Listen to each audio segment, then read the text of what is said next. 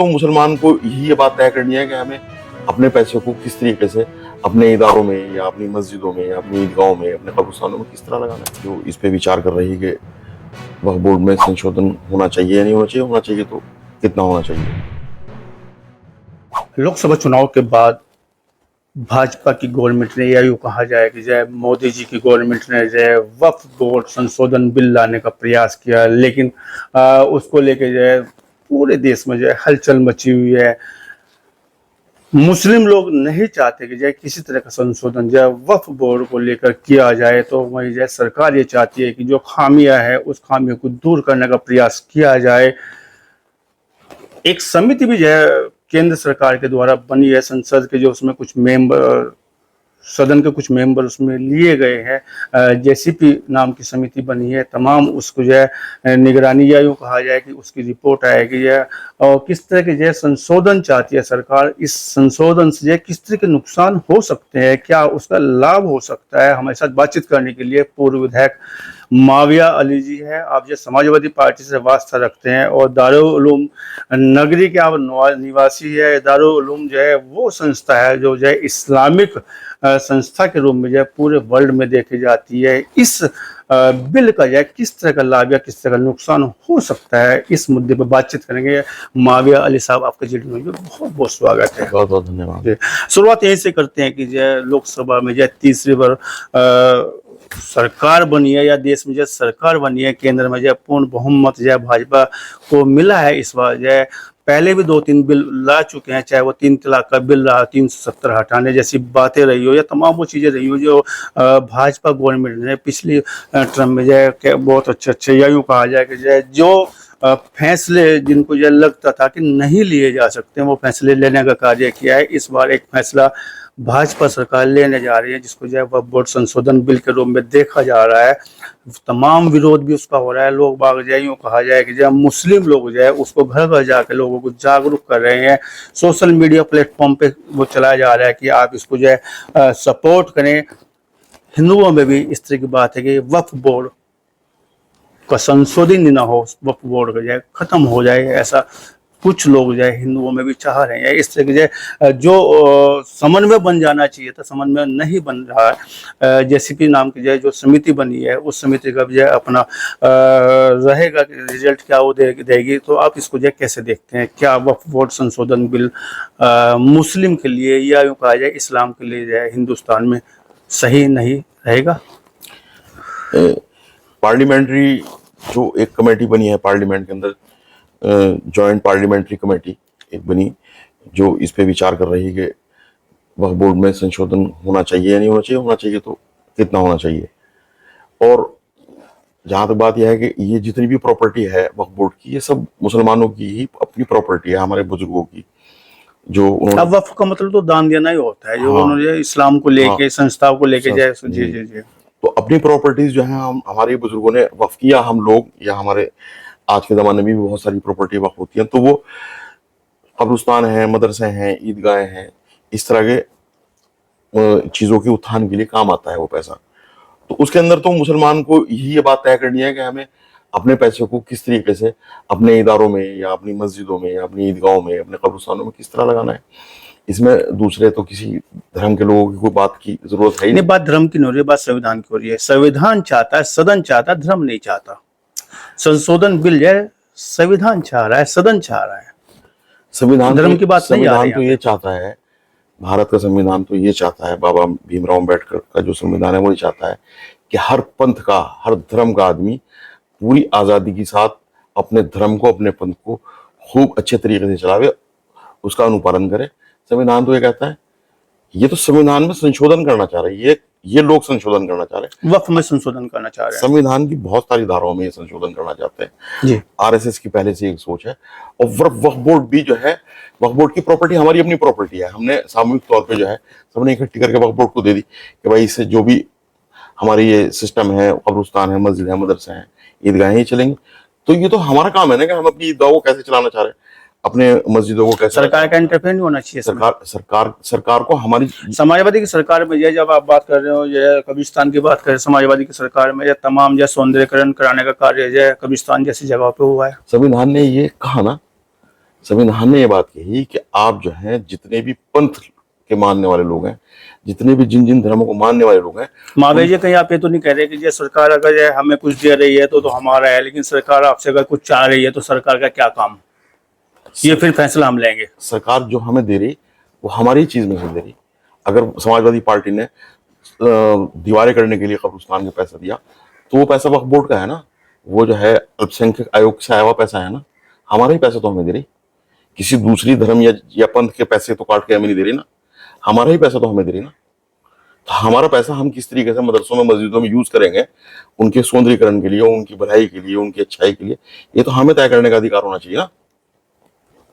या ये बात जो है ये बैठ के आरएसएस के लोग तय करेंगे कि मुसलमानों को कैसे चलना है, सिखों को कैसे चलना है, ईसाइयों को कैसे। आप आरएसएस को बीच में बहुत ला रहे हैं। आरएसएस की बात नहीं हो रही है, बात सदन की हो रही है, बात संशोधन की हो रही है, बात उन लोगों की हो रही है जिनकी नुमाइंदगी, जो हमारी नुमाइंदगी करते हैं सदन में जाके। हमारी आरएसएस कहाँ से बीच में? पार्लियामेंट में एक ज्वाइंट कमेटी बना दी, इसको लेके कमेटी बना दी। उसके अंदर फैसला हो रहा है, उसके अंदर बातचीत हो रही है, अपनी अपनी बात हम लोग सारे रख रहे हैं मैसेज के माध्यम से भी, और हमारे जो नेता हैं उसके अंदर मुस्लिम भी कई सारे लोग हैं हमारे नेता हैं, उसके अंदर अपनी अपनी बात रख रहे हैं।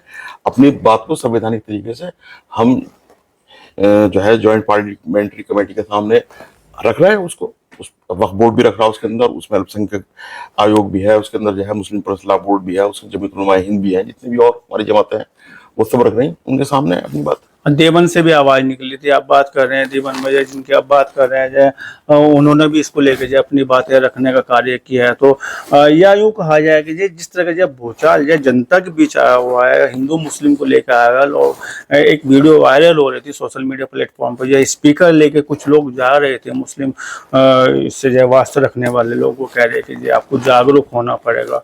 इस तरह का जो वक्फ बोर्ड पर निर्णय आ रहा है, इस तरह की जो हिंदू मुस्लिम को लेकर चीजें सामने आ रही है, उसको जो क्या कहना चाहेंगे, कैसे देखते हैं? हिंदू मुस्लिम वाली ये खाई पड़े? नहीं, इसमें हिंदू मुस्लिम वाली कोई बात नहीं है। अगर मुसलमान जाके अपने लोगों को ये बात कह रहा, कोई जिम्मेदार आदमी है, या कोई भी वार्ड का हो, देश का हो, शहर का हो, गली का हो, मोहल्ले का हो, कोई बात कह रहा जाके कि भाई सरकार हमारे मामले में इंटरफेयर कर रही, इस पे आप लोग खड़े हो और सरकार से बात करो, सरकार को अपना मैसेज दो, तो उसमें किसी हिंदू भाई का तो कोई मैटर है ही नहीं।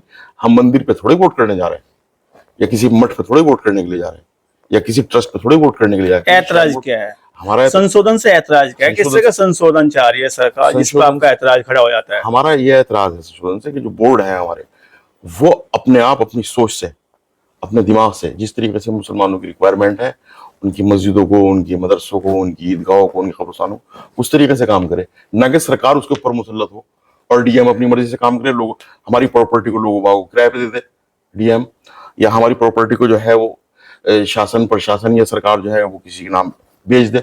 हमारी प्रॉपर्टी के अंदर क्यों कोई इंटरफियर करे? जो संपत्ति दबी पड़ी है, लोगों को नीचे जाए, संपत्ति पे कब्जा हुई है, शासन में आएगी, शासन उसकी निगरानी करेगा, वो संपत्ति बाहर आ सकती है, वह बोर्ड को फायदा भी तो हो सकता है। इसका मतलब यह है कि अगर मैं इस घर के अंदर रह रहा और ये घर मेरा है पर्सनली तौर पे, और इसको कोई कब्जाना चाह रहा है, इसको कोई दबाना चाह रहा, तो शासन जो है इस घर को मुझे दिलाने का नहीं, मेरा कब्जा नहीं रखवाने का इस पे। अगर सरकार के पास ही कोई चीज होगी तो ही सरकार उसको बचा सकेगी। इसका मतलब भेदभाव वाली राजनीति हुई नहीं। वक्फ बोर्ड की संपत्ति अगर वापसी चली जाए, लोगों ने जो कब्जा हुई है जिस तरह के इसमें उसमें मजबूत कानून बनावे ना। कौन मना कर रहा है? उस कानून को थोड़ी मना कर। उसी का नाम तो संशोधन है। नहीं, संशोधन उसका नाम नहीं, संशोधन उसका नाम है कि डीएम को आप इख्तियार दे रहे हैं। डीएम तो निगरानी करेगा उसकी। अरे भाई, जब जिला अधिकारी रिपोर्ट देगा, जब जिला अधिकारी निगरानी करेंगे, या उसके अंदर दूसरे लोग भी जो है कमेटी के अंदर उसमें आ सके, वक्फ बोर्ड के मेंबर बन सके या वक्फ बोर्ड के चेयरमैन बन सके, तो फिर सोच बदलेगी ना, अपने अपने हिसाब से काम करेंगे ना। एक बहुत बड़ा वर्ग यहाँ आरएसएस का भी है जो बहुत सारी संस्थान के अंदर चला गया। महावीर जी, आपकी बातों से लगता है, आपकी बातों से लग रहा है कि ये डर वक्फ बोर्ड संशोधन से नहीं है, डर सता रहा है आरएसएस से। आप बार बार आरएसएस को लेकर आ रहे हैं। देश वजह क्या आप आरएसएस पे बात करना चाह रहे हैं? देश का सबसे अहित अगर किसी ने किया आज तक इन 70 सालों में, और इन 70 सालों में आजादी से पहले भी, वो आरएसएस ने किया। सब लोगों का नुकसान जिसका भी किया वो आरएसएस ने किया।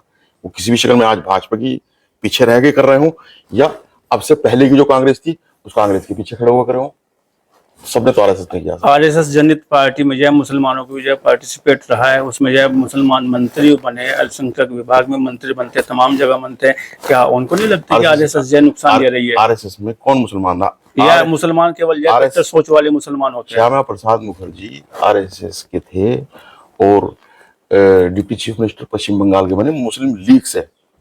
मुसलमान आरएसएस में नहीं रहा, ये मुस्लिम लीग में रहे। ये लोग जो हैं राष्ट्र नहीं, सरकार में तो मुसलमान जो मुस्लिम लोग होते हैं वो जो है सरकार में जो है प्रदेश रहे हैं। कौन से शाहनवाज हुसैन की बात कर ली जाए, चाहे जो उनकी बात कर लिए, दूसरे कोई कहाँ है अब ये सब? कहाँ है सब? नहीं, तो समय परिवर्तनशील है, बदलते रहता क्या है। है आज जीरो? आप कहेंगे कि आज नहीं तो मुसलमानों की तो नहीं है। आज जीरो पे है, आज कहाँ है ये सब? अल्पसंख्यक विभाग के मंत्री कौन है? अब बताओ आप कौन है? मुसलमान तो कोई नहीं, कहाँ है? आप बताओ, एक मुसलमान बताओ मंत्रालय है कोई मंत्री? नहीं, दानिश अली वो तो उत्तर प्रदेश में है, सेंटर में बताओ। नहीं, उत्तर प्रदेश में मुसलमान नहीं होते क्या? नहीं, उत्तर प्रदेश के अंदर मुसलमान अगर अल्पसंख्यक विभाग के मंत्री बनते हैं तो मुसलमान नहीं रहते क्या? इतना बड़ा देश जो चल रहा है जिसके अंदर 25 करोड़ मुसलमान है, उसके अंदर एक कैबिनेट मिनिस्टर, एक राज्यसभा का सदस्य जो है वो मुसलमान नहीं है भाजपा के पास। हमारी सरकार के पास जो सरकार चला रही है, जो अपने आप को सेकुलर का दावा कर रही है, कहाँ है? सेकंड लार्जेस्ट नहीं मानते सबका साथ सबका विकास। नहीं, वो सबका विकास तो कर ही नहीं रहे, सबका साथ है ही नहीं। उनका तो सिर्फ काम क्या है कि वो सवर्णों की पार्टी है, वो सामंतों की पार्टी है। वो पार्टी जो है वो ये समझ लो अनिल अंबानी की पार्टी है, अडानी की पार्टी है। न दलित का विकास हो रहा, न ओबीसी का विकास हो रहा। हमारे विकास की तो बात ही अलग है।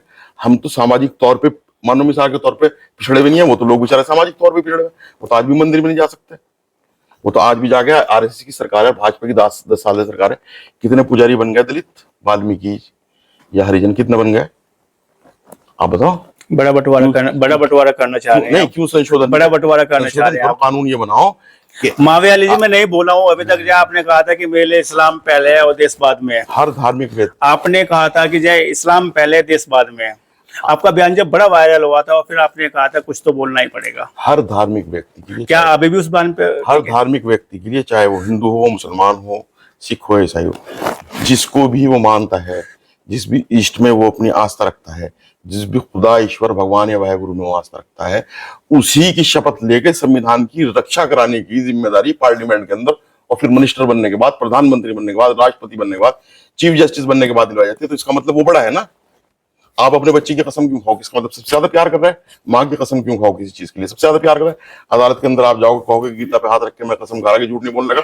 इसका मतलब संविधान की रक्षा करने के लिए भी, कानून की रक्षा करने के लिए भी गीता की तो अभी भी तमाम अदालतों में खिलाई जाती है, कुरान शरीफ क्यों खिलाई जाती है? वो तो बात को मानता हूँ, लेकिन माविया अली जब बोलते हैं कि देश बाद में धर्म पहले, नहीं, बात ही नहीं है। हर एक व्यक्ति के लिए, जो भी जिस धर्म में आस्था रखता है, उसका इष्ट, उसका भगवान, उसका ईश्वर, उसका अल्लाह उसके लिए सुप्रीम है।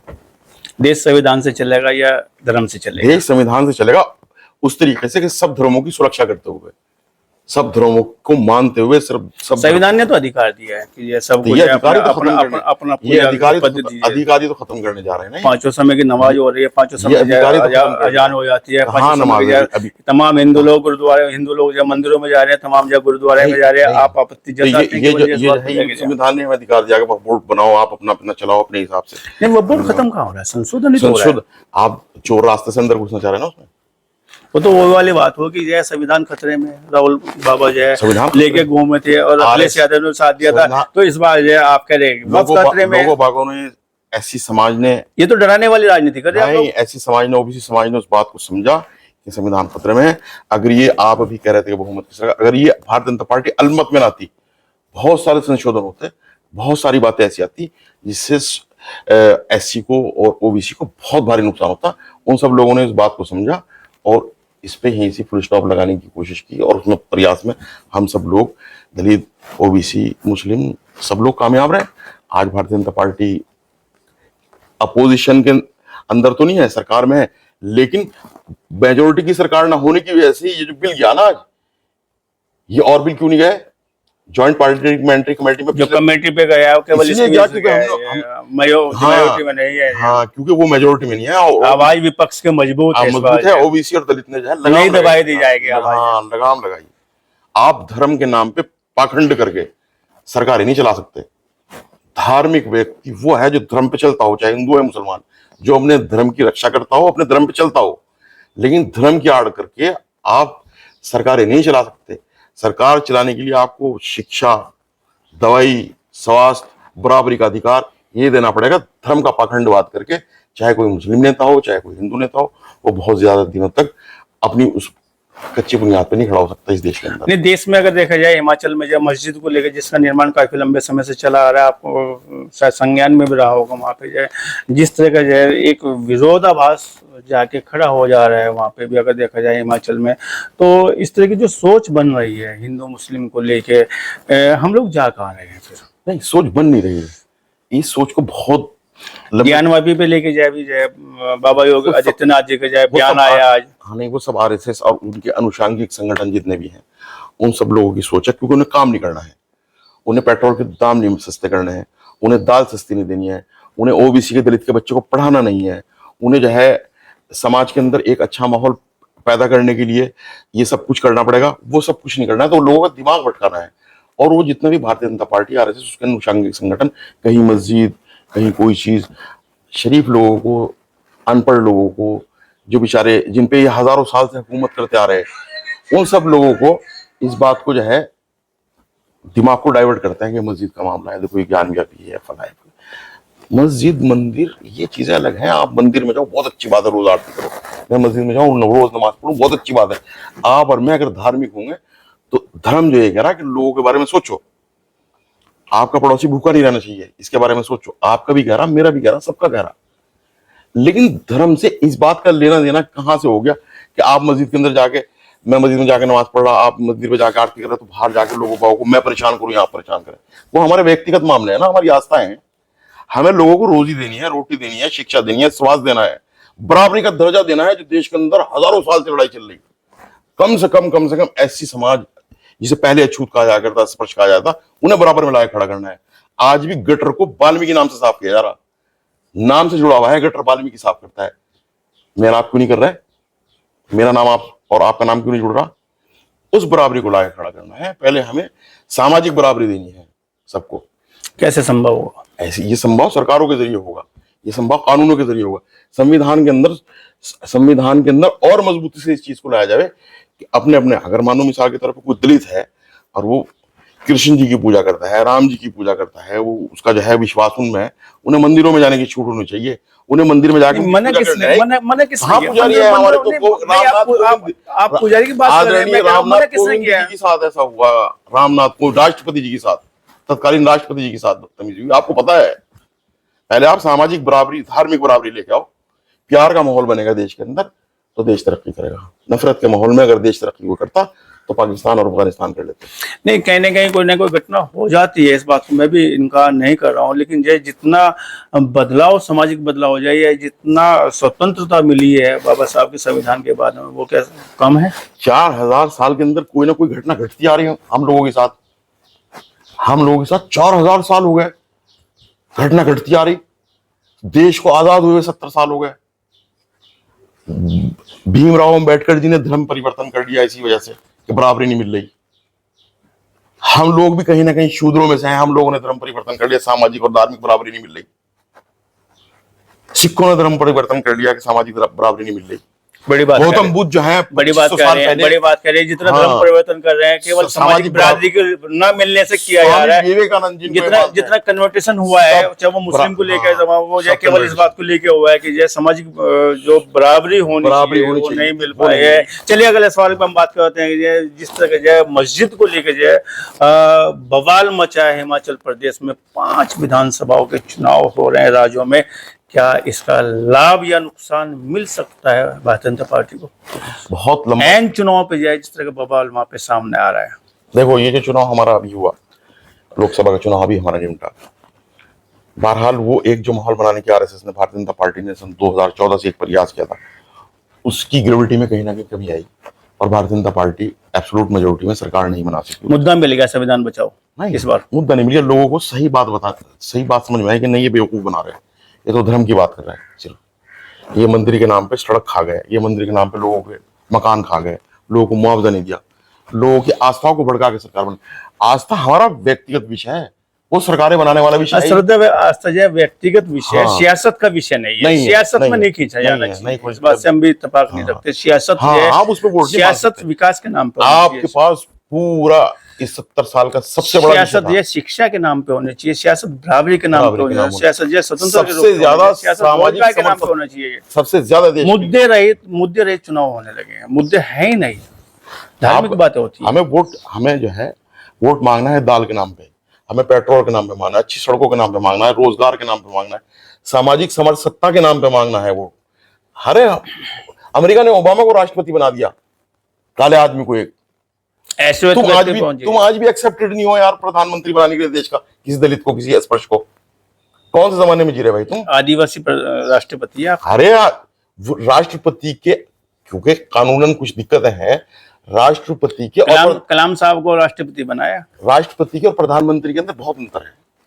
राष्ट्रपति हमारी प्रणाली राष्ट्रपति तो संवैधानिक रूप से बड़ा पद होता है। हाँ नहीं, बड़ा पद है, सबसे बड़ा पद है, सर्वोच्च पद है, लेकिन जो शक्तियां हैं, हमारी संवैधानिक प्रणाली इस तरह की है, पार्लियामेंट्री प्रणाली इस तरह की है, वो प्रधानमंत्री के पास है। राष्ट्रपति सर्वोच्च है, इसमें कोई मना नहीं कर रहा। लेकिन आपको जो देश चल रहा हो, जो देश चलाने की, जो नीति निर्धारण करने की स्थिति में है, वो दलित बनाते हुए आपको पड़ रहा, बनाने की नहीं आप दलित। संवैधानिक बराबरी नहीं दे पाएंगे ऐसा आपका मानना है। फिर वो आते हैं, लौटते इस बात पे, जो है संशोधन चाह रही है सरकार वक्फ बोर्ड में, ऐतराज भी सामने आ रहा है।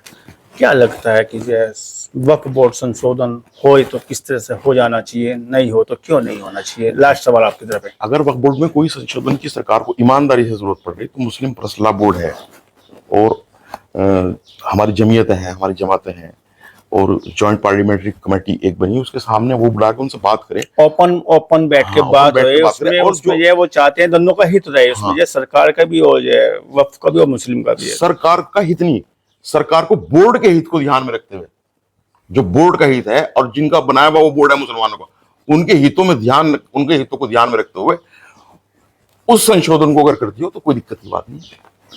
एक्सेप्ट किया जा सकता है वक्फ बोर्ड संशोधन बिल। माविया अली साहब कह रहे हैं कि जितने हमारे उलेमा हैं या जितने हमारे रहनुमा करने वाले हैं, इस्लामिक लोग हैं, उनको बिठा लिया जाए, जितने हमारे संगठन हैं उनको बैठा के सरकार जाए, वैचारिक तालमेल बनाए तो हमें स्वीकार है, नहीं तो वक्फ बोर्ड संशोधन बिल हमें इस तरह से स्वीकार नहीं होगा। बातचीत करने के लिए आपका बहुत बहुत धन्यवाद, बहुत बहुत शुक्रिया सर।